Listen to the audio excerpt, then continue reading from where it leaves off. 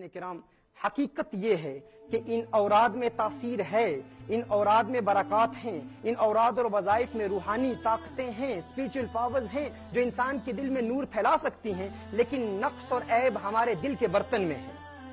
وہ عیب ہمارے دل کے برتن میں ہے۔ ہم نے دل کے ان گناہوں کے 7 دروازوں کو کھولا ہوا ہے۔ جب ہم عبادت کرتے ہیں، اللہ کو یاد کرتے ہیں، اس سے دل میں نور داخل تو ہوتا ہے ناظرین کرام، لیکن وہ جو 7 دروازے کھلے ہوئے ہیں ان کے ذریعے گناہ بھی جاری ہیں، آنکھ بھی گناہ کر رہی ہے، کان بھی گناہ کر رہے ہیں۔ وہ نور جو دل میں داخل ہوتا ہے اس کا اثر گناہوں کی وجہ سے زائل ہو جاتا ہے، گویا کہ وہ نور داخل ایک طرف سے ہوتا ہے اور دوسری جانب سے نکل جاتا ہے۔ ضرورت اس امر کی ہے کہ ہم دل کے ان 7 دروازوں کو اولاً مضبوطی سے بند کریں۔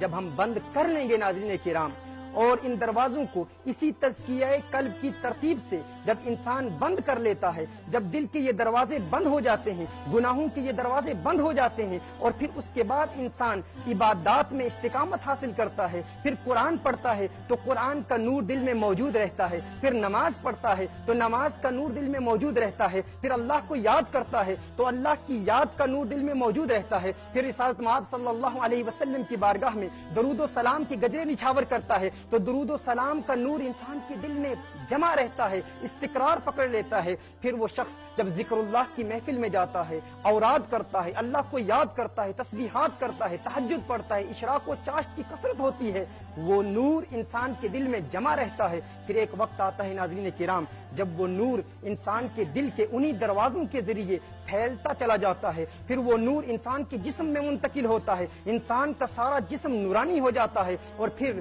وہ وقت آتا ہے ناظرین کرام کہ وہی قلب جو پہلے القلب الشیطانی تھا، انسان کا وہی دل جو پہلے القلب الغافل تھا، القلب المختوم علیہ تھا، القلب المریض تھا، القلب القاسی تھا، القلب المیت تھا، وہی قلب القلب المطمئن بن جاتا ہے، القلب السلیم بن جاتا ہے، القلب الروحانی بن جاتا ہے، القلب الربانی بن جاتا ہے۔ اس دل کے پھر ایسے دروازے کھلتے ہیں کہ وہی شخص جو پہلے گنہگار، بدکار، سیاہکار تھا، اس کا سارا جسم آلودہ معصیت تھا، لیکن جب وہ دل کے ان 7 دروازوں کو تزکیہ قلب کے ذریعے بند کر لیتا ہے ناظرین کرام، پھر وہی شخص صالح بنتا ہے، پھر ولی بنتا ہے، پھر نجیب، نقیب، قطب، ابدال، غوث، اوتاد اور پھر غوثیت کے مراتب پر فائز ہو جاتا ہے، اور پھر اسے اللہ عز و جل ایسے بلند و بالا مقامات پر فائز کرتا ہے ناظرین کرام کہ پھر ایک ایسا وقت بھی آتا ہے، ایک ایسا وقت بھی آتا ہے کہ عالم